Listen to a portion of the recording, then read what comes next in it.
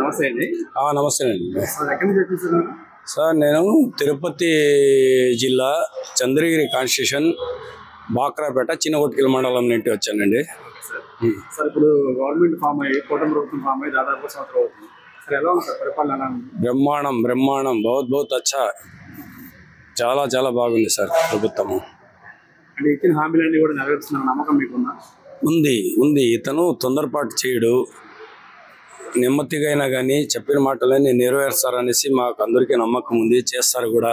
ఈయన first point, ఈయన ఒక పాయింట్ ఏమంటే సీఎం గారి ఇది రాష్ట్రం డెవలప్ కావాలా. అది ప్రతి ఒక్కరు కూడా కోరేది అదే. కొంతమంది చిల్లర పొల్లర వాళ్ళు ఆ టయానికి ఇది పడలేదు, అది చేయలేదు, ఇది చేయలేదు అంటారులే, కానీ మాకు ముఖ్యం రాష్ట్రం డెవలప్ అవ్వాలా అనేది ముఖ్యం. మనకు ముందు హైదరాబాద్ సిటీ ఏ విధంగా డెవలప్ చేశారో ఆ విధంగా మన ఆంధ్ర కూడా మనకు డివైడ్ అయింది కదా. డివైడ్ అయిన తర్వాత మన ఆంధ్ర కూడా అదే విధంగా డెవలప్ కావాలనేసి చాలా మంది అభిప్రాయం ఉంది. ఇతనైతేనే అది సాధ్యం చేయగలుగుతాడు. కానీ జనాలు ఒక తప్పు ఏం చేశారంటే, ఇంతకుముందు కంటిన్యూ ఇంకొక 5 సంవత్సరాలు ఇతనికే కంటిన్యూ చేసేసి ఉంటే ఈ వరకు డబుల్ హైదరాబాద్ అయిపోయి ఉంటుంది రాష్ట్రం ఇది. కానీ మధ్యలో గ్యాప్ ఇచ్చేసి చెడగొట్టేసినారు, దాంతో వెనక్కి పడింది. కానీ ఇప్పుడు మాకు నమ్మకం ఏమంటే సెకండ్ హైదరాబాద్ కంటే డెవలప్ ఎక్కువ అవుతుంది ఆంధ్రప్రదేశ్ అనేది మా నమ్మకం ఉంది. చేస్తారు కూడా. మా మైనార్టీలకు కూడా అన్ని విధాలుగా ఇతను డెవలప్ చేస్తాడనేసి నమ్మకం ఉంది. జెట్ స్పీడ్ తోటి ప్రస్తుతంగా అమరావతి రాజధాని పనులు ఏదో జరుగుతున్నాయి. ఈ 5 సంవత్సరాల కాలంలో ఈ అమరావతి కంప్లీట్ చేస్తారంటారా వీళ్ళు?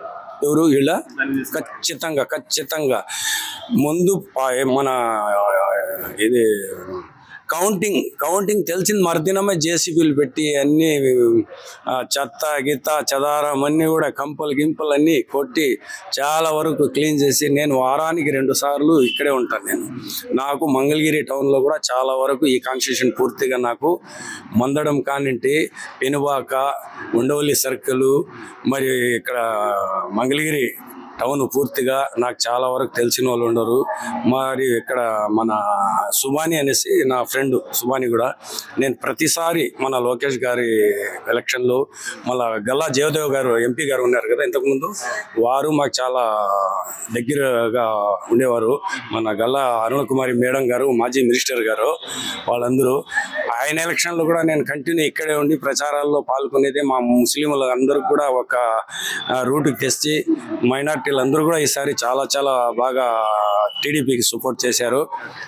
రాష్ట్ర వ్యాప్తంగా కూడా ఈసారి, ఇంతకు ముందు అయితే టీడీపీలో కొంతవరకు మైనార్టీలు కొంచెము వెనుకడుగులు ఉండేది. ఇప్పుడు 75% ఇప్పుడు అందరూ కూడా లైక్ చేస్తూ ఉన్నారు చంద్రబాబు నాయుడు గారికి. ఎప్పుడు కంటిన్యూ ఇతను సీఎంగా ఉండాలనేసి పదే అందరూ కోరుతూ ఉన్నారు. మసీదుల్లో దర్గాల్లో ప్రార్థనలు కూడా చేస్తూ ఉన్నాం ఇతని గురించి. రంజాన్ నెలలో కూడా ప్రత్యేకంగా ప్రార్థనలు. రాష్ట్రం డెవలప్ కావాలా, చంద్రబాబు నాయుడు గారు మరిలా సీఎం అతనే ఉండాలా అనేది మా ఒక కోరిక. నేను మన రాజస్థాన్ అజ్మీర్ దర్గా అనేసి ఉంది, దర్గాకు కూడా మా ఊరు నుండి చాలా మందికి తీసుకొని వెళ్ళి ఇతను సీఎం కావాలనేసి ప్రార్థనలు చేపించి, అక్కడి నుండి ఒక హారం తీసుకొని వచ్చి ముత్యాల దండ నారవారపల్లిలో వీళ్ళ ఇంటికాడ నేను వేయటం జరిగింది. ముత్యాల దండ కూడా ఈ సంక్రాంతికు వచ్చారు కదా సీఎం గారు, అప్పుడు దండ వేయటం జరిగింది. ఆ విధంగా అంతా కూడా మేము వాళ్ళంటే చాలా చాలా మేము. అసలు ఈ కూటమి ప్రభుత్వంలో భాగంగా పవన్ కళ్యాణ్ గారు గ్రామీణాభివృద్ధి శాఖ, పంచాయతీరాజ్ శాఖ తీసుకున్నారు కదా. ఆయన శాఖ తీసుకున్న తర్వాత గ్రామాలు కానీ గ్రామాల్లో ఉన్న రోడ్లు కానీ పరిస్థితి ఎలా ఉందన్నారు? రోడ్లు కూడా సీసీ రోడ్లు పెండింగ్స్ ఎక్కడెక్కడైతే ఉన్నాయో అన్నీ కూడా టోటల్ పూర్తి కంప్లీట్ చేస్తున్నారు. ఎలా ఉంది సార్ ఆయన పనితీరు? ఎలా అనిపించింది? ఎవరు పనితీరు? పవన్ కళ్యాణ్ గారి పనితీరు అతను కూడా పెద్దవారు ఏ విధంగా ఇచ్చేస్తే ఆ విధంగా ఫాలో అవుతూ ఉన్నాడు. ఆయన కూడా చాలా వరకు ఆయన పనితీరు కూడా మాకందరికి కూడా నచ్చింది. ఎందుకంటే పెద్ద అనేసి చిన్నగానే ఉండాలనేది ఆయన చాలా వరకు ఆయన డీసెంట్గా ఉంటాడు, ఫాలో అవుతాడు.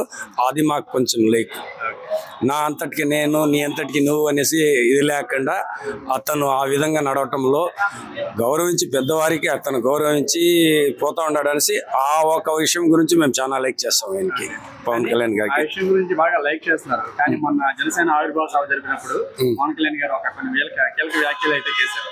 ఏంటంటే నిలబెట్టామంటే ఇంకోటి, అప్పుడు నిలబెట్టామంటే ఇతను డివైడ్ గా ఫైట్ చేశాడు కదా, అప్పుడు పవన్ కళ్యాణ్ గారికి బలం అనేది ఏమి జనాలు ఇవ్వలేదు. అప్పుడు అతను సపరేట్ డివైడ్ గా చేసినప్పుడు, కూటమిలో కలిసినప్పుడు, అప్పుడు కూటమిలో ఇతను కలిసినప్పుడు ముందు ఫస్ట్ పాయింట్ నాకు రాష్ట్రంలో నాకు తెలిసినంత వరకు నమ్మటం అంటే చంద్రబాబు నాయుడు గారికే జనాలు నమ్ముతారు.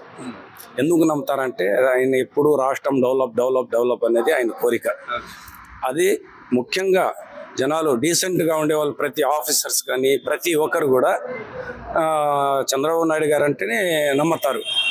ఈయన నమ్మకంతోనే ఇంకా కూటమి కదా అనే ఉద్దేశంతో కూడా ఇతనికి కూడా కొంచెం తోడు ఇవ్వటం జరిగిందిలే. కానీ ప్రత్యేకమైన ప్రజలకి ఒక ప్రత్యేకమైన నమ్మకం ఉందంటారా లేదంటారా? ఎవరికి? పవన్ కళ్యాణ్ మీద ప్రజలకి ప్రత్యేకమైనటువంటి నమ్మకం ఉందంటారా లేదంటారా? నమ్మకం అంటే చంద్రబాబు నాయుడు గారు కూటమి ఉంటేనే ఆయనకి నమ్ముతారులే. కానీ ఆయన డివైడ్ అయిపోతే అంత బలం ఆయనకి ఉండదేమో అనేసి నాకు, ఒకవేళ అతను ఏమన్నా అనుకొని చంద్రబాబు నాయుడు గారు కూటమితో ఇతను కూడా బలం ఉంటుంది అనేసి నేను ఎప్పుడు ఊహిస్తాను. ఈయన పనితీరును చూసి, పవన్ కళ్యాణ్ గారి యొక్క పనితీరును చూసి రాబోయే రోజుల్లో నమ్మే అవకాశం ఉందంటారా ప్రజలు? అంత తేలిగ్గా ఉండదు అనుకుంటాను. ఈయన ఎప్పుడు కూటమిగా వీళ్ళు కలిసిమెలిసి ఉంటే పార్టీ ఎప్పటికీ సంతోషంగా ఉంటుంది. కానీ వీళ్ళకు చెడగొట్టాలనే ఉద్దేశంతో పవన్ కళ్యాణ్ గారికి కూడా ఎవరన్నా రెచ్చగొట్టించి ఈయనకు విడదీసి మళ్ళీ గబ్బు పట్టేయాలా అనేసి ఒకవేళ తను ఏదైనా కొంచెం ఆలోచన చేసుకుంటే పార్టీ దెబ్బతినే అవకాశాలు ఉంటాయి. ఇది వాస్తవంగా చెప్తా ఉన్నాము, జనాల్లో మేము వింటా ఉంటాం అక్కడక్కడ. కాబట్టి వీళ్ళు ఇదే విధంగా కంటిన్యూ చేస్తే ఉంటే ఇతని గౌరవం ఇతనికి ఉంటుంది, అతని గౌరవం అతనికి ఉంటుంది. ఈ విధంగానే నడుచుకుంటే వీళ్ళు రాష్ట్రం పూర్తిగా డెవలప్ చేయగలుగుతారు.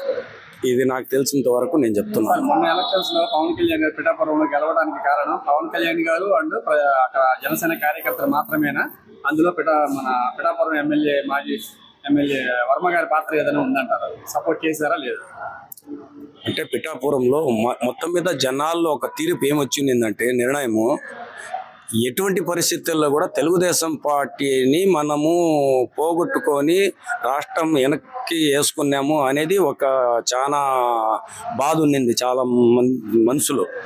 ఫస్ట్ పిఠాపురంలో ఒక పవన్ కళ్యాణ్ గారే కాదు, ఎవరైనా కానీ గెలిచే అవకాశాలు ఈసారి ఉన్నాయి. ఇట్లా కూటమితోనే ఇట్లా చంద్రబాబు నాయుడు గారు అన్ని పార్టీలు వాళ్ళు ముగ్గురు కలిసి పనిచేశారు, అతన్ని ఆడ ఇచ్చేశారు. కానీ గెలిపేయడానికి అవకాశం ఉంది. కానీ సొంత బలం అనేది నేరవనే, ఇది వాస్తవం అనమాట. పిఠాపురం కూడా నేను వెళ్ళి చూశాను. నాకు కొంచెము అభిమానం ఎక్కువ పార్టీ అంటే. నేను రాష్ట్రం అంతా కూడా తిరుగుతూ ఉంటాను. నాది చిత్తూరు తిరుపతి జిల్లా అయినా కానీ నేను ఎక్కువగా మంగళగిరిలో పూర్తిగా నాకు ఇక్కడ పెనుబాగా కానీ ఇంతకుముందు చెప్పాను మీకు. మంగళగిరిలో కూడా అన్ని ప్రతి వీధి నాకు తెలుసు. ఆ విధంగా నేను చేసుకొని పోతూ ఉంటాను. మన పోతినేని సూర్యన్న గారు కూడా నాకు కొంచెం పరిచయం ఇక్కడ. వాళ్ళంతా కూడా కలిసి నేను అన్ని ఎలక్షన్లో కూడా ఇక్కడ పాల్గొని నేను ప్రచారాల్లో కూడా పాల్గొంటాను. మా మైనార్టీస్ కూడా మా సొంత బలం కాడికి వాళ్ళకి కూడా ఏదో ఒకటి ఇచ్చేసి నేను ఎక్కడ తిరిగినా అక్కడి నుండి కూడా 50 మందిని తీసుకొని వచ్చి మహిళల్ని ముస్లింలకు ప్రచారంలో పాలిచ్చాను నా సొంత డబ్బులతో. ఆ విధంగా అంతా చేశాను. నేను ఏదో చేయాలా అని కోరికతో నేను ఇచ్చాను.